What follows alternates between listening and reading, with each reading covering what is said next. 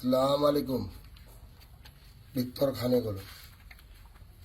এই ভিক্টর দাস যদি আজি ভিক্টর খান হবলগীয়া হয়েছে কিয়?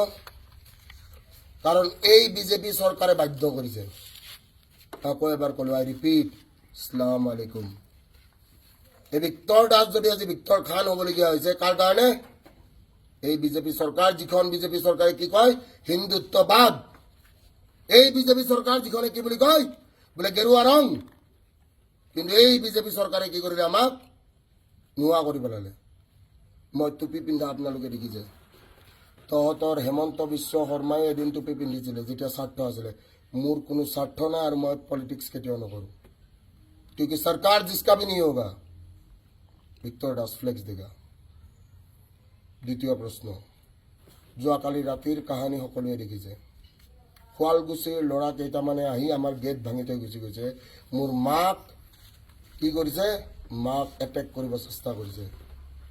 কিন্তু কি 100ত ডাইল কৰাৰ পিছত 100ত মোক কি কৰিছে? ব্লক কৰিছে। গাৰ্লফ্ৰেণ্ডে ব্লক কৰিলে ভাল লাগে। 100ত ব্লক কৰি দিছে। 100 ইমাৰ্জেঞ্চি নাম্বাৰ।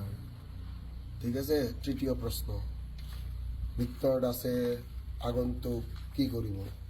ভিক্টৰ দাসে ভিক্টৰ সেনাক এটাই মেছেজ দিব যে কি ঘৰত থাক আৰু ঘৰত থাকি দুনিয়া কেনেকৈ হিলাব পাৰিব মই শিকাম। জয় অসম।